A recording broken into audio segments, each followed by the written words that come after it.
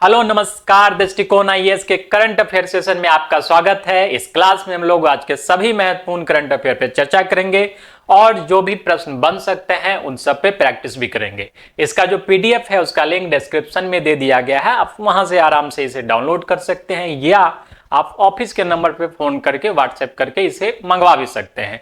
तो आइए आज के सेशन को शुरू करते हैं। आज का जो हेडलाइंस है उसको एक बार देख लेते हैं। चलिए देखते हैं। वर्ल्ड डे फॉर वार ऑर्फेन्स जो मनाया जाता है उसके बारे में हम लोग बात करेंगे।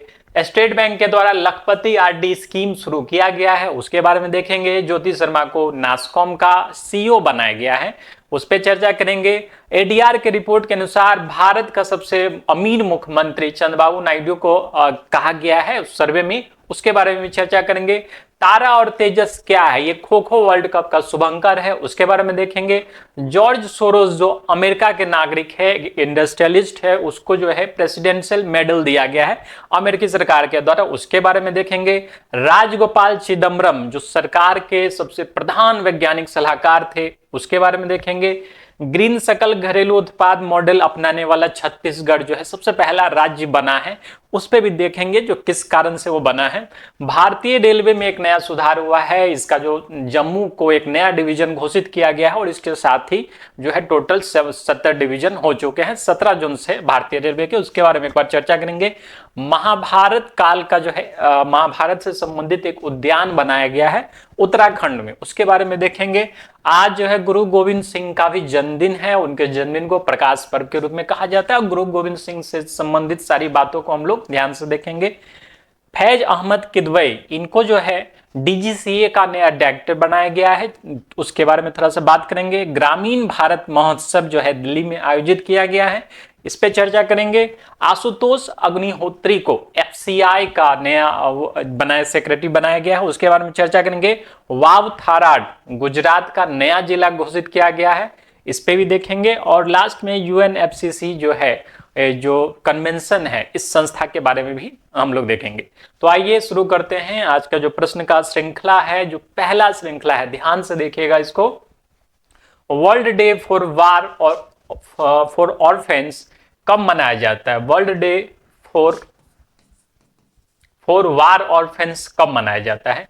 तो दुनिया भर में, ये सिर्फ ऑर्फेन का नहीं, ये वार ऑर्फेन है। वार मतलब लड़ाई वगैरह से संबंधित है, ठीक है।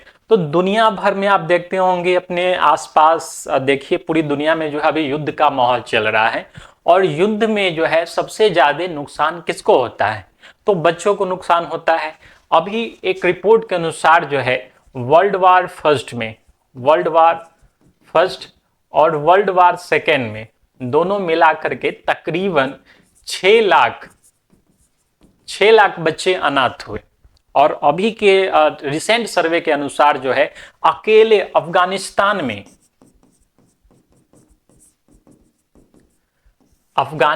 में जो है 6 लाख बच्चे ऐसे अनाथ हैं जो सड़कों पे जिन्हें सोना पड़ता है, ठीक है। अनाथ जानते हैं जिनके माता पिता जो है मारे जाते हैं, माता पिता में से कोई भी नहीं रहता है, ठीक है, घर बार का कोई पता ठिकाना नहीं।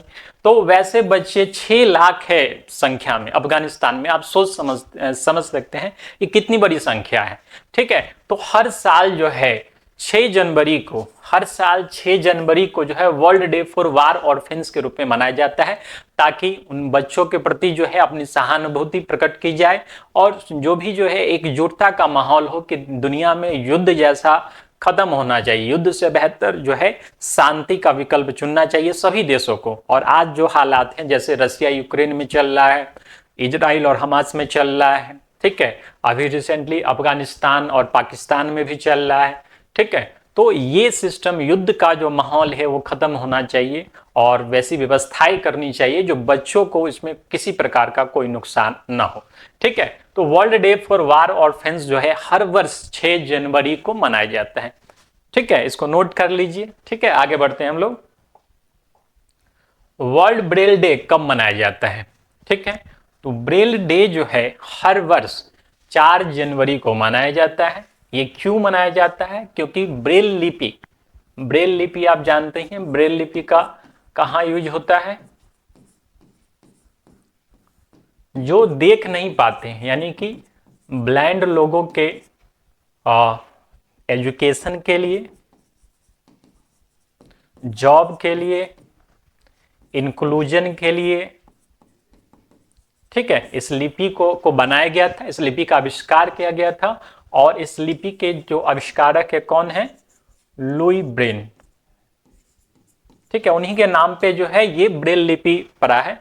तो लुई ब्रेल का भी जो जन्मदिन है वो 4 जनवरी को ही है। तो उन्हीं के जन्मदिन के याद में हर वर्ष 4 जनवरी को वर्ल्ड ब्रेल डे मनाया जाता है। ठीक है, चलिए अगला देखते हैं हम लोग। हाल ही में किस बैंक द्वारा हर घर लखपति आरडी स्कीम शुरू किया गया है? ठीक है, तो स्टेट बैंक ऑफ इंडिया ने रिसेंटली 2 प्रमुख योजनाएं अपनी लॉन्च की है। ठीक है, हर घर लखपति आरडी स्कीम, ये आंसर इसका हो जाएगा स्टेट बैंक ऑफ इंडिया। जानते ही स्टेट बैंक ऑफ इंडिया जो है सार्वजनिक क्षेत्र की सबसे बड़ी बैंक है। ठीक है, सार्वजनिक क्षेत्र की सबसे बड़ी बैंक एसबीआई ने 2 योजना लॉन्च की है। पहला तो यही है हर घर लखपति स्कीम और दूसरा एसबीआई पैट्रॉन्स योजना। ठीक है, तो हर घर लखपति स्कीम में क्या है? ये 591 रुपये के आसपास का जो अमाउंट है, अगर आम नागरिक ये सेविंग करे तो ये 10 साल में जो है एक अच्छा खासा अमाउंट बन जाता है। और मेनली इससे जो बेनिफिट है जो सीनियर सिटीजन्स है उनके लिए भी विशेष व्यवस्थाएं की गई है। ठीक है, तो ये सिंपल आपसे प्रश्न पूछा जाएगा, हर घर लखपति स्कीम किस बैंक से संबंधित है या किस बैंक ने इसे शुरू किया है? तो स्टेट बैंक हो जाएगा। ठीक है, एसबीआई। चलिए अगला प्रश्न देखते हैं हम लोग।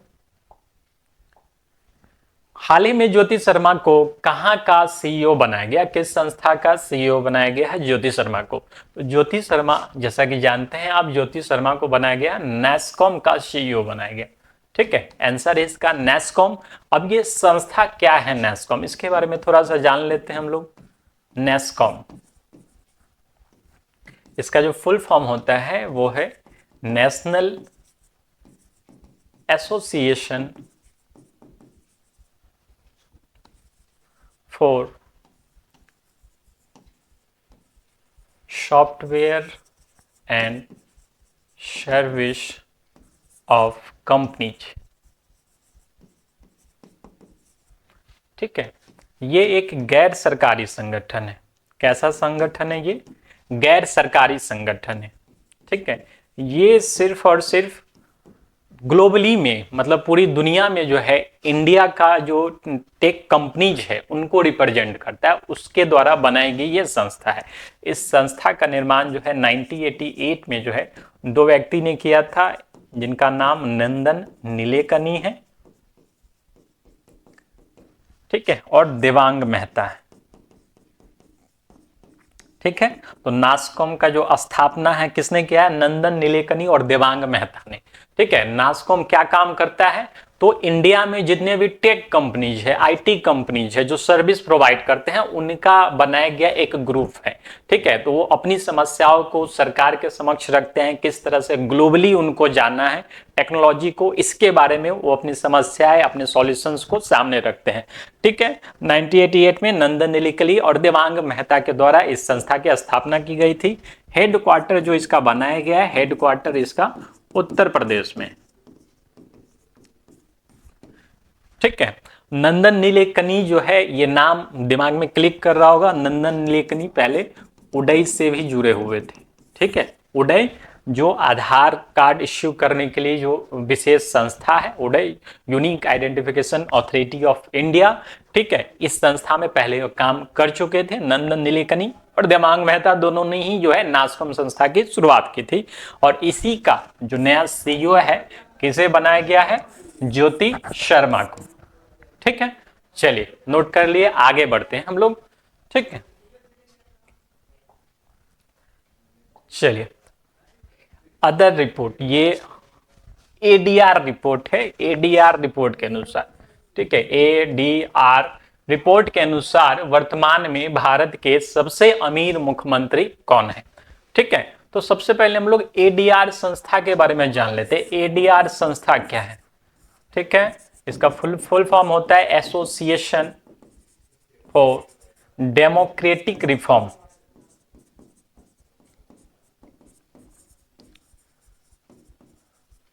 ठीक है, एसोसिएशन फॉर डेमोक्रेटिक रिफॉर्म, सुधार, लोकतांत्रिक सुधार के लिए संस्था को बनाया गया, एडीआर को। ये संस्था क्या है, तो ये भी जो है गैर सरकारी है, ठीक है, गैर सरकारी एक सोसाइटी है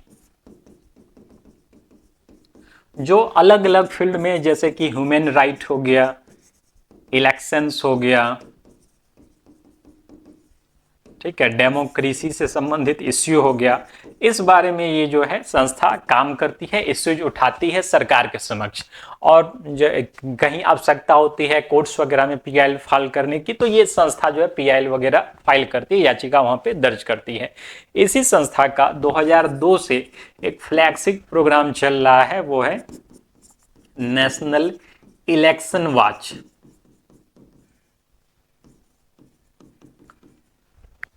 ठीक है, इसी संस्था का ये काम है। और सबसे एडीआर का सबसे महत्वपूर्ण काम जो है, यही आज तक का सबसे सक्सेसफुल है, वो हर स्टेट में जो है इलेक्शन किस प्रकार से हो रहे हैं, लोकतांत्रिक प्रक्रिया से हो रहे हैं कि नहीं, इस सब पे नजर रखता है। और कहीं पे इसको गड़बड़ी होती है तो इस इश्यू को वो इलेक्शन कमीशन के सामने या सुप्रीम कोर्ट के सामने, हाई कोर्ट के सामने जो है इस मुद्दे को उठाता रहता है।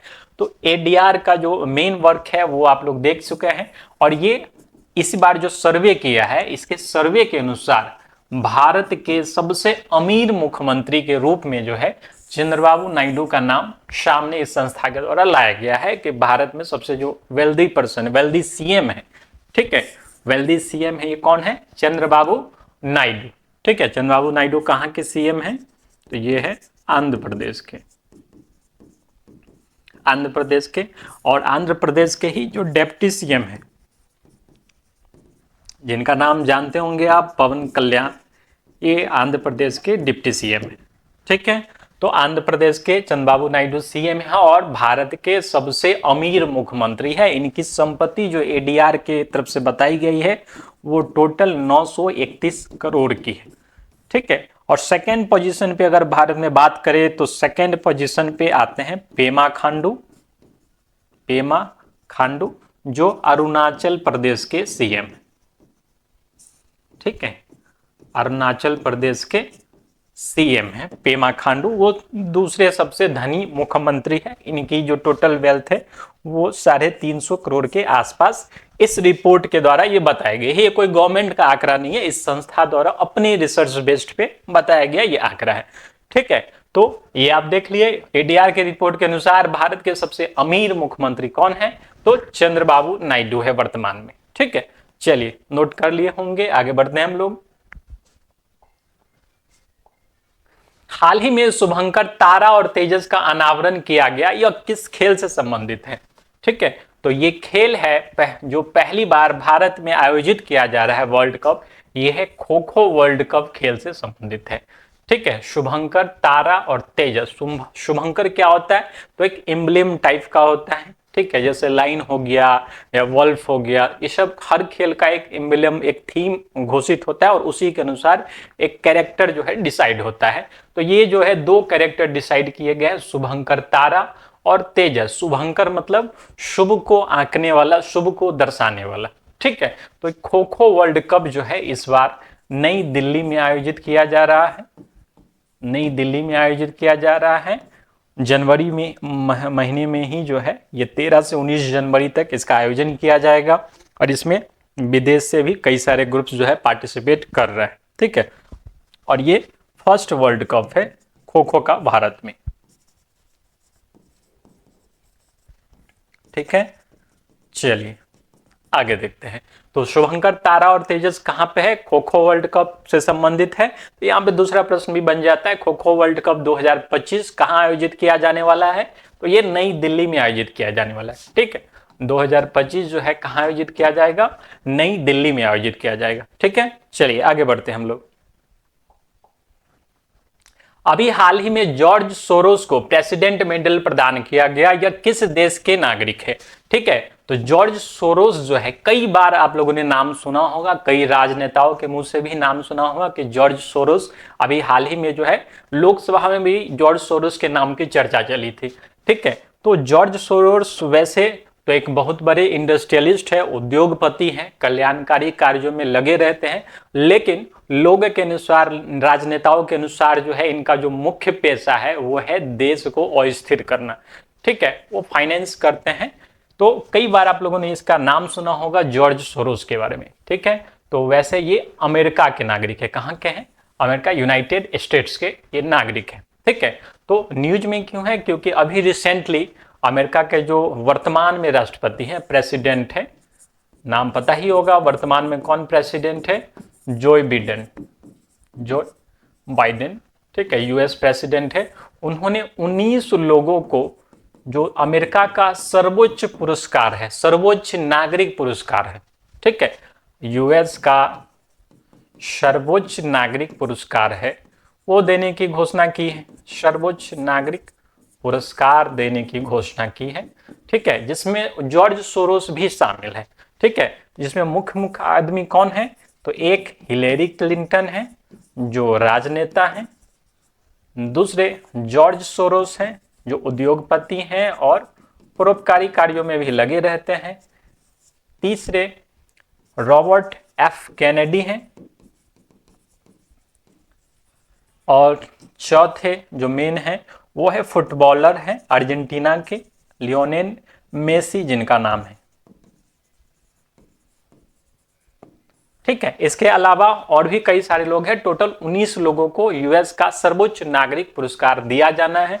ठीक है, ये पुरस्कार है US award, US presidential medal for freedom. ठीक है, तो ये जिस तरह से भारत में जो सर्वोच्च नागरिक पुरस्कार क्या है भारत में, भारत रत्न, उसी तरह से जो है अमेरिका का ये भारत रत्न है। ठीक है, US presidential medal for freedom. ठीक है, ये किसको दिया जाना है? जॉर्ज सोरोस समेत 18 और लोगों को दिया जाना है। टोटल 19 लोग हैं। ठीक है, अमेरिका का सर्वोच्च नागरिक पुरस्कार है। हम जानते हैं कि अमेरिका के जो वर्तमान राष्ट्रपति हैं जो बिडेन, वर्तमान में अभी पद पे हैं, और कुछ ही दिनों में जो है नए राष्ट्रपति अमेरिका के जो चुने गए हैं वो है डोनाल्ड ट्रंप, वो अपना पद ग्रहण करेंगे। ठीक है, तो जाते जाते ही सही जो है जॉर्ज सोरोस को जो है अंतिम धन्यवाद जो बिडेन के द्वारा ये प्रेसिडेंट मेडल कर देके किया जाना है, क्योंकि इसके बाद जो है जो बिडेन कभी सत्ता में वापस आने वाले नहीं है। ठीक है, चलिए, तो ये समझ गए हैं जॉर्ज सोरोस अमेरिका के नागरिक हैं और इस कारण से उनको जो है वहां पे प्रेसिडेंशियल मेडल दिया जा रहा है। ठीक है, उनके साथ 19 और लोगों को दिया जाना है। ठीक, चलिए अगला देखते हैं हम लोग। अगला प्रश्न है, हाल ही में एक महान व्यक्तित्व राजगोपाल चिदम्बरम का निधन हुआ। इनका संबंध किस क्षेत्र से है? ये साइंटिस्ट से, शिक्षक थे, राजनेता थे या अर्थशास्त्री थे? ठीक है, तो राजगोपाल चिदम्बरम जो है, राजगोपाल चिदम्बरम एक प्रमुख व्यक्ति थे और ये एक वैज्ञानिक थे। ठीक है, क्या थे ये? वैज्ञानिक थे, साइंटिस्ट थे। और इतना ही नहीं, ये भारत सरकार के प्रमुख वैज्ञानिक सलाहकार रहे हैं।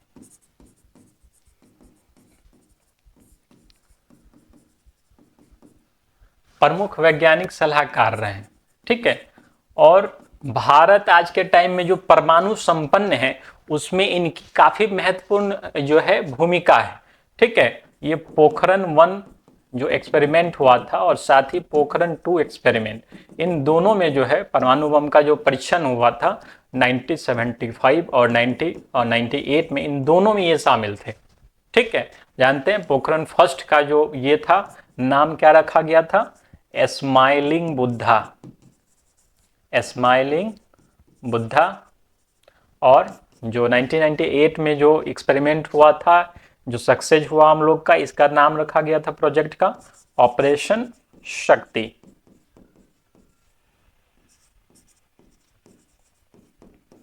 ठीक है, तो राजगोपाल चिदम्बरम जो है पोखरण 1 में भी थे और पोखरण 2 में भी थे, और भारत सरकार के मेन वैज्ञानिक सलाहकार थे। वो एडवाइज कर रहे थे कि इस तरह से हम लोग को कार्यक्रम को आगे बढ़ाना चाहिए, और आज उन्हीं का जो है विजन है कि आज के टाइम में भारत एक परमाणु संपन्न देश है। तो राजगोपाल चिदम्बरम का 4 जनवरी को जो है इनका निधन हो गया, और एक महान साइंटिस्ट थे। ठीक है। इन्होंने काफी सारे प्रेसिडेंट्स के साथ भी काम किया, अब्दुल कलाम, एपीजे अब्दुल कलाम के साथ भी काम किया था इन्होंने। ठीक है, तो काफी एक दूरदर्शी वैज्ञानिक थे। चलिए अगला देखते हैं हम लोग।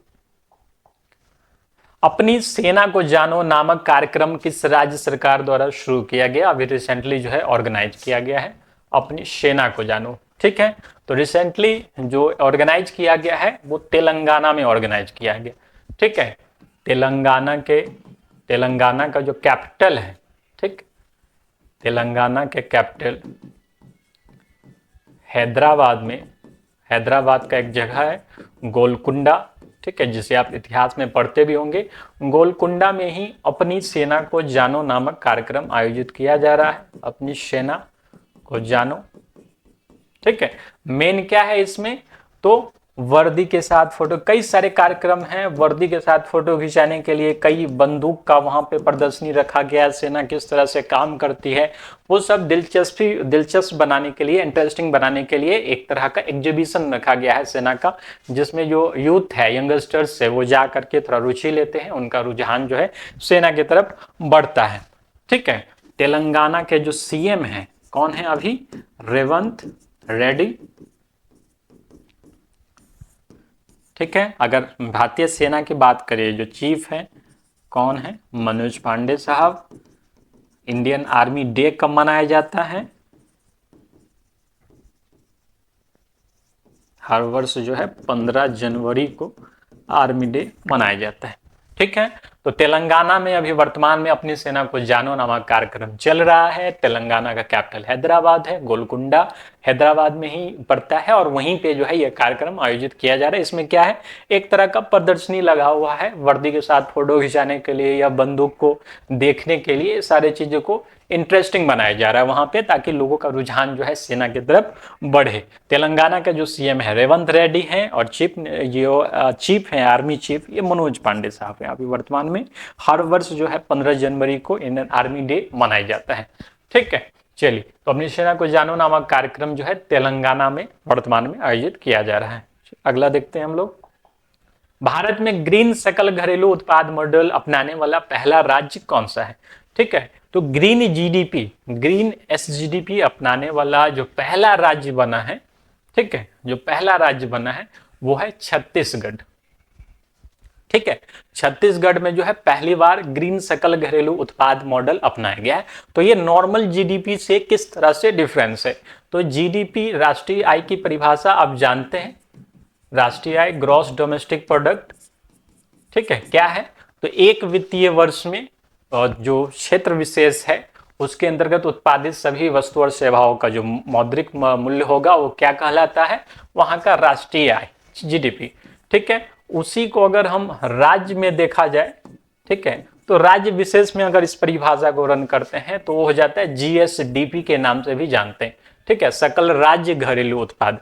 अब क्या है, तो छत्तीसगढ़ में क्या इस बार नया किया गया है, तो वहां पे जो इन्वायरमेंट से रिलेटेड है, प्रकृति से रिलेटेड है, उस सर्विस को भी वहां पे ऐड किया गया है। ठीक है, तो ग्रीन चीज, जब भी हम प्रकृति की बात करते हैं तो किस कलर का यूज करते हैं? ग्रीन का। ग्रीन मतलब क्या हुआ? प्रकृति से संबंधित, क्योंकि प्रकृति में आप देखिएगा तो क्या दिखाई देगा आपको? हरियाली दिखाई देगी। ठीक है, तो ग्रीन से संबंधित जो चीजें हैं, ठीक है, उसके क्षेत्र में जो भी इनकम आया है, जैसे वाटर कंजर्वेशन से जो हमारा इनकम आया है या फिर फॉरेस्ट सर्विस से जो हमारा इनकम आया है, तो ग्रीन इनिशिएटिव्स लेकर के छत्तीसगढ़ में कितनी नई चीजें की गई, कितना इनकम आया गया और उसको जो जीएसडीपी है उसमें जोड़ा गया है। ठीक है, तो यही आपका बन गया, क्या बन गया है? इस दोनों को जोड़ करके बन गया है ये ग्रीन सकल घरेलू उत्पाद। ठीक है, तो राज्य के जीडीपी में जो है ग्रीन इनिशिएटिव्स के इनकम को भी जोड़ दिया गया है। तो पहली बार इस तरह का मॉडल किसने प्रस्तुत किया है? तो छत्तीसगढ़ में प्रस्तुत किया गया। छत्तीसगढ़ के जो सीएम है वो कौन है? विष्णु देव साय। ठीक है, चलिए, तो अगला प्रश्न देखते हैं हम लोग। समझ गए इसका? ग्रीन सकल घरेलू उत्पाद मॉडल अपनाने वाला पहला राज्य कौन बना है? छत्तीसगढ़। छत्तीसगढ़ के सीएम कौन है? विष्णुदेव साय। ठीक है, चलिए अगला देखते हैं हम लोग। हाल ही में जम्मू को भारतीय रेलवे का नया डिवीजन बनाए जाने की घोषणा की गई, ये कौन सा होगा? ठीक है, तो जम्मू को प्रधानमंत्री जी मोदी जी द्वारा जो है अभी रिसेंटली रिमोटली जो है इसको इनॉग्रेट किया गया है, इस डिवीजन को, और ये 69वां डिवीजन है। ठीक है, भारत में अगर टोटल रेल डिवीजन की बात करें, ठीक है, भारत में टोटल रेल डिवीजन की बात करें तो अब 70 हो गए हैं। जोन्स की बात करें तो अभी वर्तमान में 17 जोन्स में भारतीय रेलवे बटा हुआ है, जो आप देखते होंगे central railway, central eastern railway, western railway, east central railway, तो ये सारे चीजें क्या है, जोन्स में बटे हुए हैं। और डिवीजन कितने हो गए हैं अब? 70 हो गए। तो जम्मू का जो इनॉग्रेशन हुआ है नया डिवीजन के रूप में, तो ये है 69वां जो है डिवीजन है। वर्तमान में रेल मंत्री कौन है? सबसे आसान प्रश्न है, आप कमेंट सेक्शन में जरूर बताइए इस चीज को। चलिए, हाल ही में किस राज्य ने महाभारत पर आधारित उद्यान खोलने की योजना बनाई है? ठीक है, तो एक ही राज्य कर सकता है ये काम, क्योंकि उस राज्य ने जो है अभी रिसेंटली एक रामायण वाटिका भी बनाया था। ठीक है, क्या बनाया था इसने? रामायण वाटिका भी बनाया था, और इसी ने जो है क्या नया में इनिशिएटिव लिया है? महाभारत उद्यान में। ठीक है, तो रामायण वाटिका में क्या था? तो भगवान श्री राम जब अयोध्या से श्रीलंका की ओर जा रहे थे, ठीक है, तो उन्होंने जितने भी वन को पास किया, ठीक है, दंडकारण्य है या और भी वन सब है, ठीक है, उन सब वन में जो भी चीजें मिल रही है, जो भी वहां का स्पेशल प्लांट्स है या पेड़ है, उनको जो है एक जगह एकत्रित किया गया। ठीक है, तो रामायण काल से जुड़ी हुई जितने भी पेड़ पौधे हैं उन सबको एक जगह पे संग्रहित करने का प्रयास किया गया, और यही बन गया रामायण वाटिका। और इस बार जो है क्या किया गया है? महाभारत काल से जो चीजें रिलेट करती है, जो क्षेत्र रिलेट करते हैं, वहां पे जो पेड़ पौधे हैं उनको एक जगह पे असेंबल करने का काम किया गया, एक जगह पे लाने का काम किया गया है। और इस तरह से महाभारत उद्यान जो है ये सरकार के द्वारा बनाया गया है, उत्तराखंड सरकार के द्वारा। ठीक है, उत्तराखंड के जो सीएम है वो कौन है? पुष्कर सिंह धामी। ठीक है, और गवर्नर कौन है? गुरमीत सिंह। ठीक है, तो रामायण वाटिका और महाभारत उद्यान कहां पे है? उत्तराखंड में ही स्थित है। ठीक है, चलिए अगला प्रश्न देखते हैं हम लोग। गुरु गोविंद सिंह सिखों के कौन से गुरु थे? ठीक है, तो आज जो है गुरु गोविंद सिंह का जयंती भी है, प्रकाश पर्व भी मनाया जा रहा है उनके जयंती को। गुरु गोविंद सिंह जो है ये सिखों के 10वें गुरु थे। ठीक है, गुरु गोविंद सिंह, गुरु गोविंद सिंह, इनका जन्म जो है 6 जनवरी 1666 में हुआ था, पटना साहिब में ही हुआ था। ठीक है, पटना साहिब में ही हुआ था। इनकी जयंती को ही प्रकाश पर्व के रूप में मनाया जाता है। इनका काफी ज्यादा योगदान है, ये सिखों के 10वें गुरु थे, 10वें गुरु थे। और उस टाइम में जानते हैं मुस्लिम आक्रांता द्वारा जो है शासित था ये पूरा इलाका, और उस टाइम में इन्होंने सिख धर्म को एक सैनिक धर्म के रूप में तब्दील किया, एक योद्धा धर्म के रूप में इस पूरे रिलीजन को कन्वर्ट किया। ठीक है, सिख धर्म को बनाया। गुरु गोविंद सिंह के जो पिता थे गुरु तेग बहादुर, गुरु तेग बहादुर, ठीक है, ये 9वें गुरु थे। ठीक है, और इनके पिताजी के मृत्यु के बाद जो है ये सिखों के नए गुरु बन गए, और 9वें वर्ष में ही जो है ये एक सिखों के एक सबसे सुप्रीम लीडर के रूप में जो है सामने आए। इन्होंने पूरे सिख को 5 रूल दिए। ठीक है, 5K भी कहा जाता है, 5K का नियम दिया इन्होंने कि सिखों के लिए 5 चीजें जो है निश्चित जरूरी है, इनको हर समय जो है इस 5 चीजों को साथ में रखना है। क्या क्या था ये 5K में? ठीक है, केस, करा, कंघी, कच्छा और कृपान।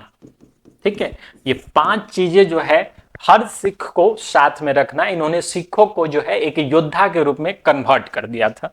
ठीक है, और सिखों को एक सुप्रीम सैनिक के रूप में कई सारे जंगें भी लड़ी, उन्होंने जीती। तो ये सिखों के अंतिम ह्यूमन गुरु थे। इन्होंने जो है गुरु ग्रंथ साहिब की रचना की, गुरु ग्रंथ साहिब की रचना की। उसको स्थापित किया, ठीक है, और बता दिया कि नेक्स्ट गुरु जो है, नेक्स्ट गुरु कौन होगा, तो गुरु ग्रंथ साहिब ही जो है नेक्स्ट गुरु होंगे, ठीक है, गुरु ग्रंथ साहिब जो नेक्स्ट गुरु होंगे।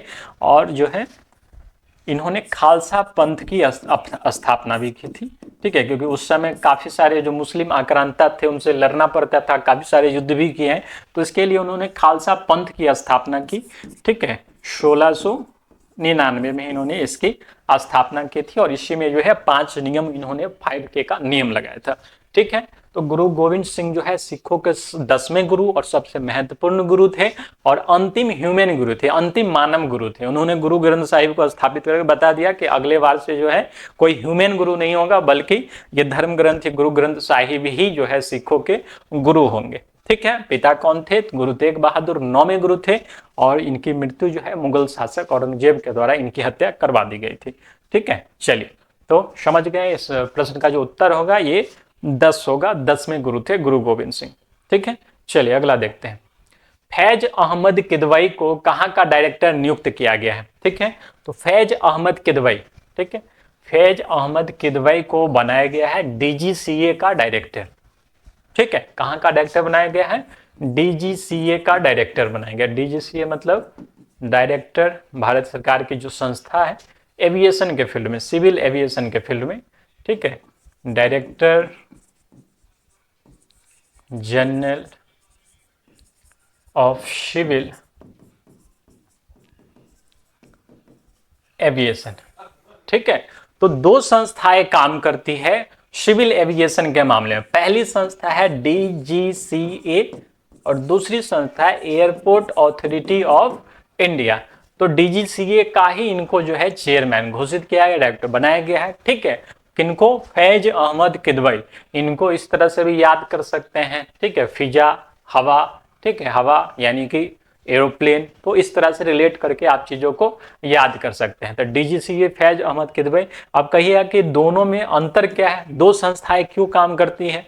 तो अगर विमान एयरपोर्ट पे है तो एयरपोर्ट का रख रखाव, मेंटेनेंस, वो सब जो है controlling airport authority of India के अंतर्गत किया जाएगा।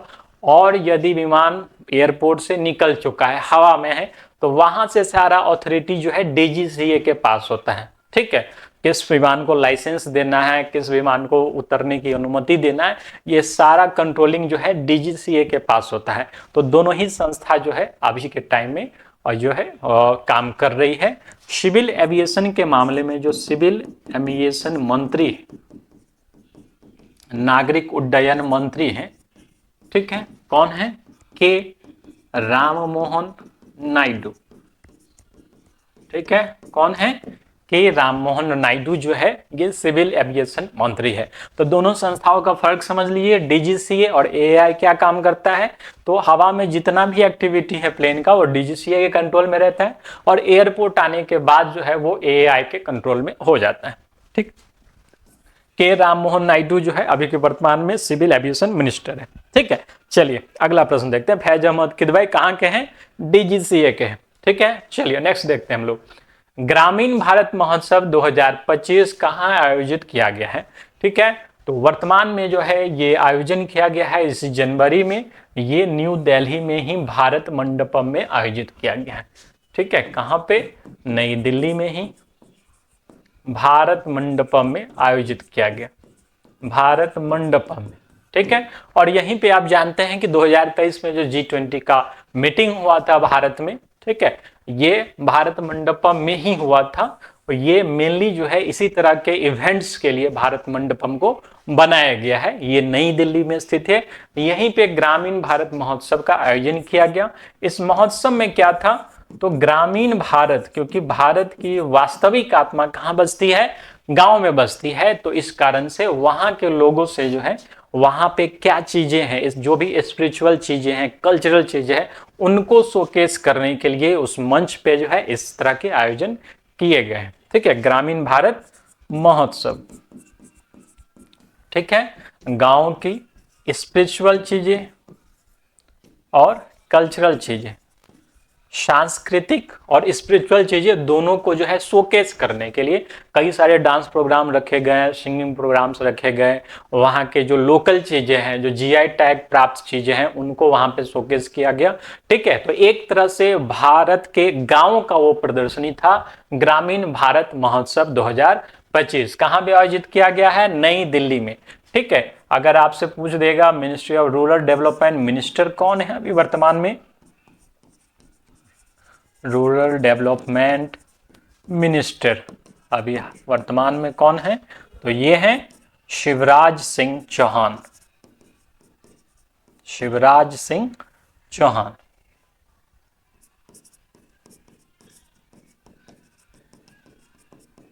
ठीक है, चलिए, ग्रामीण भारत महोत्सव कहां पे? नई दिल्ली में आयोजित किया गया। अगला प्रश्न हम लोग देखते हैं, आशुतोष अग्निहोत्री को कहां का अध्यक्ष नियुक्त किया गया है? ठीक है, तो आशुतोष अग्निहोत्री को नियुक्त किया गया है एफसीआई का, ठीक, अध्यक्ष नियुक्त किया गया। ठीक है, आशुतोष अग्निहोत्री कहां का इसको बनाया गया है? एफसीआई का। आशुतोष अग्निहोत्री एफसीआई का बनाया गया है। तो एफसीआई की अगर बात करें, एफसीआई का क्या फुल फॉर्म होता है? Food corporation of India. कब इसकी स्थापना हुई थी? 1965 में। मेन काम क्या है एफसीआई का? तो प्राइस सपोर्ट, यानी सस्ते दामों पे अनाज उपलब्ध करवाना। ठीक है, बफर स्टॉक, किसानों से परचेज करके अनाज को भंडारित करना। और तीसरा पब्लिक डिस्ट्रीब्यूशन। ठीक है, जन वितरण प्रणाली जिसे आप समझते हैं। ठीक है, तो 3 मेन काम है इसका, पहला प्राइस सपोर्ट, दूसरा बफर स्टॉक और तीसरा पब्लिक डिस्ट्रीब्यूशन। ठीक है, किसका? एफसीआई का। 1965 में इसकी स्थापना हुई थी और इसी के जो अध्यक्ष हैं वो बनाए गए हैं कौन? आशुतोष अग्निहोत्री को। ठीक है, तो याद करने के लिए यदि आपको दुविधा होगी तो कष्ट होगा, तो एफसीआई में क्या मिलता है?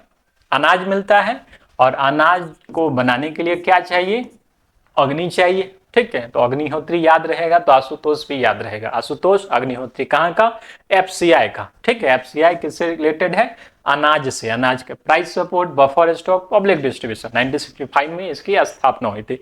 ठीक है, तो इस प्रश्न को आप समझ गए होंगे। आशुतोष अग्निहोत्री को कहाँ का अध्यक्ष नियुक्त किया गया है? तो एफसीआई का अध्यक्ष नियुक्त किया गया है। ठीक है, चलिए अगला प्रश्न देखते हैं। हाल ही में वाव थराद को नया जिला घोषित किया गया, यह किस राज्य में स्थित है? ठीक है, वाव थराद, ठीक है, जो वाव थराद है ये गुजरात में स्थित है। ठीक है, तो गुजरात का एक जिला है बनासकाठा। ठीक है, बनासकाठा को ही 2 भागों में बांटा गया है, एक बनासकाठा और दूसरा वाव थराद। वाव थराद, वाव थराद का जो हेडक्वार्टर है वो थराद को ही बनाया गया है। अब जो है टोटल अगर जिला पूछ दे कि गुजरात में कितना टोटल जिला हो गया है, तो 34 जिला वर्तमान में अब हो चुका है। गुजरात के सीएम कौन है? भूपेंद्र पटेल। ठीक है, भूपेंद्र पटेल जो है गुजरात के वर्तमान में सीएम है। तो वाव थराद जो है कहां पे स्थित है? गुजरात में स्थित है। गुजरात का 34वां जिला बन चुका है वाव थराद। ठीक है, वाव थराद का हेडक्वार्टर कहां बनाया गया है? थराद बनाया गया। ठीक है, चलिए अगला देखते हैं हम लोग। यूएनएफसीसी का सेक्रेटेरिएट कहां पे है? ठीक है, तो दुनिया की सबसे महत्वपूर्ण संस्थाओं में से एक है यूएनएफसीसी। यूएनएफसीसी, ट्रिपल सी है यहाँ पे। क्या फुल फॉर्म होता है इसका? United nation framework convention on climate change. ठीक है, United nation framework convention of climate change. ठीक है, तो इसका जो सेक्रेटेरिएट है ये जर्मनी के बोन में है। ठीक है, और ये हर वर्ष जो है अपना जो है सभी देशों जो प्रतिनिधि जो सदस्य देश है उनके साथ मीटिंग करता है, जो किस तरह से क्लाइमेट चेंज को, जो जलवायु परिवर्तन है उसके नकारात्मक पहलुओं को रोका जाए, उसके दुष्परिणामों को खत्म किया जाए। ठीक है, तो वो इनिशिएटिव्स भी लेता है और इसी मीटिंग को हम लोग कॉप के नाम से जानते हैं। COP आप लोग मीटिंग देखी होगी, जो 2024 में मीटिंग हुआ था लास्टली, वो COP29 था। ठीक है, कॉप का फुल फॉर्म होता है conference of parties, conference of parties. ठीक है, COP29 मीटिंग हुआ है क्लाइमेट चेंज को लेकर के। ये भी प्रश्न पूछा जाता है कहां पे मीटिंग हुआ है, तो ये बाकू में हुआ है। बाकू कहां पे है, अजरबैजान में है। ठीक है, अजरबैजान में है। और जो COP30 का जो मीटिंग है इस बार ब्राजील में होने जा रहा है, जो 2025 में होगा। ठीक है, तो UNFCCC का सेक्रेटेरिएट कहां पे है, तो जर्मनी में है। ठीक है, समझ गए इस चीज को। UNFCCC काम क्या करती है, तो ये यूनाइटेड नेशन की एक स्पेशलाइज्ड एजेंसी है जो पूरी दुनिया में क्लाइमेट चेंज को लेकर के उसका जो भी इश्यूज है, जो प्रॉब्लम्स है, उसको सॉल्यूशंस होना चाहिए, उसको देशों के सामने, सदस्य देशों के सामने रिप्रेजेंट करती है, रखती है। सभी देश अपनी अपनी बात रखते हैं। और क्योंकि जलवायु परिवर्तन किसी एक देश का प्रॉब्लम नहीं है, ये वैश्विक चुनौती है, तो सभी देशों को एक साथ एक मंच पे लाने का प्रयास करता है UNFCCC। ठीक है, चलिए अगला प्रश्न देखते हैं हम लोग। नेक्स्ट है, हाल ही में बैंक नेट नामक पोर्टल शुरू किया, यह किस संस्था से संबंधित, किससे संबंधित है, ऑक्शन से, नियोजना से, ट्रांजैक्शन से, इनमें से कोई नहीं। ठीक है, तो हाल ही में जो है RBI के द्वारा, ठीक है, रिजर्व बैंक के द्वारा जो है ये पोर्टल शुरू किया गया है। ठीक है, जिसका नाम है बैंक, फिर से लिख देता हूं नाम, बैंक नेट। ठीक है, तो बैंक फुल फॉर्म होता है बैंक एसेट ऑक्शन नेटवर्क। ठीक है, बैंक एसेट ऑक्शन नेटवर्क। ठीक है, तो मेनली ये प्लेटफॉर्म क्या काम करेगा, ये क्या है, एक वेब पोर्टल है, वेब पोर्टल है, वेबसाइट है। तो देखिए अभी के टाइम में जो है जो बैंक्स है उसका NPA काफी बढ़ रहा है। NPA आप लोग जानते होंगे, non performing asset, non performing asset, NPA सभी बैंकों का बढ़ रहा है। तो ऐसी स्थिति में क्या है, तो जो कोलैटरल लोन्स होते हैं, कोलैटरल लोन्स मतलब जिन लोन के एवज में जो है कुछ चीजें रखी जाती है, प्रॉपर्टी हो या फिर और भी कुछ चीजें हो। ठीक है, तो उसको सेल करने का अथॉरिटी बैंक के पास है, जो सरफाइशी एक्ट बना उसके बाद। तो वो किस तरह से सेल करेगा, किस तरह से ऑक्शन करेगा उसको, तो उसको पारदर्शी बनाने के लिए रिजर्व बैंक के द्वारा ये बैंक नेट पोर्टल शुरू किया गया है। ठीक है, बैंक एसेट ऑक्शन नेटवर्क। तो ये क्या काम करेगा, तो इस पोर्टल पे जो है बैंक उस संपत्ति को लिस्टेड कर देगी जिसको ऑक्शन करना है। ठीक है, अनाउंस कर देगी इस डेट में ऑक्शन होना है, और वहां पे जो भी परचेज करने में इंटरेस्टेड होंगे वहां पे ई ऑक्शन पे ई बिड कर सकते हैं, ऑनलाइन बोली लगा सकते हैं कि हम इतना में परचेज करेंगे, और पूरा जो ये परचेज करने का जो प्रक्रिया है वहां पे आसान हो जाएगा। तो बैंकों के लिए भी काफी आसान हो जाएगा कि ऑनलाइन ही जो है सारा काम हो जाएगा उसका। तो इसी के लिए इस प्लेटफॉर्म को लॉन्च किया गया है। ठीक है, तो ये किससे संबंधित है, ऑक्शन से संबंधित है। ठीक है, चलिए अगला प्रश्न हम लोग देखते हैं। स्वेट सैट नामक टेक्नोलॉजी किस संस्था द्वारा स्थापित किया गया। ठीक है, तो पहले इस टेक्नोलॉजी को समझते हैं। ये जो टेक्नोलॉजी है स्वेट सैट, ये टेक्नोलॉजी क्या काम करता है, तो ये कम्युनिकेशन टेक्नोलॉजी है। क्या है ये, कम्युनिकेशन टेक्नोलॉजी है। ठीक है, किसके लिए, तो अल्ट्रा फ्रीक्वेंसी को के डाटा को रिसीव करने के लिए। ठीक है, अल्ट्रा फ्रीक्वेंसी के डाटा को रिसीव करने के लिए।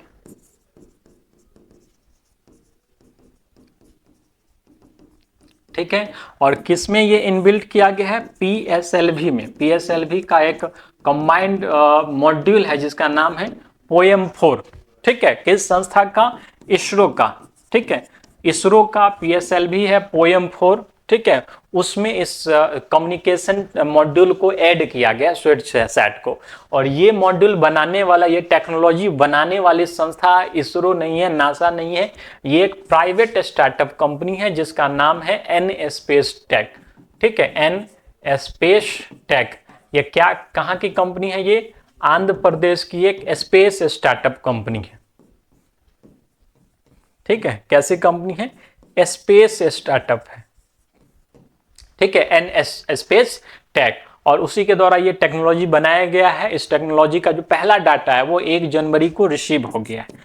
ठीक है, तो इसी के साथ जो है भारत अल्ट्रा हाई फ्रिक्वेंसी, सिर्फ हाई फ्रिक्वेंसी नहीं, अल्ट्रा हाई फ्रिक्वेंसी के डाटा को रिसीव करने वाला देश भी बन गया है। तो इस कम्युनिकेशन टेक्नोलॉजी को किस में ऐड किया गया है? पीएसएलवी के मॉड्यूल में ऐड किया गया है। तो ये पीएसएलवी जो है जानते होंगे, पोलर सैटेलाइट लॉन्च व्हीकल। ठीक है, इसरो संस्था से ये संबंधित है। ठीक है, तो इस क्लास का जो पीडीएफ है, आप इसको डिस्क्रिप्शन में इसका लिंक दे दिया गया है, वहां से आप इसे डाउनलोड कर सकते हैं, या फिर ऑफिस के नंबर पे आप व्हाट्सएप करेंगे तो आपको भेज दिया जाएगा ये सारे पीडीएफ। तो निश्चित है आप पूरे क्लास को एक बार रिवाइज करें और खुद से प्रश्नों को हल करने का प्रयास करें। 20 क्वेश्चन आप पर डे करते हैं तो उसके हिसाब से एक अच्छी तैयारी करंट अफेयर्स की हो जाएगी। और जो ट्रेंड्स चल रहा है आज के टाइम में सभी एग्जाम्स का, आप देख रहे हैं करंट अफेयर्स का कितना ज्यादा वेटेज बढ़ रहा है। तो निश्चित रूप से इसका पीडीएफ डाउनलोड करें, खुद से बनाने का प्रयास करें। नेक्स्ट क्लास में हम लोग नेक्स्ट करंट अफेयर्स के साथ मिलेंगे, तब तक के लिए धन्यवाद।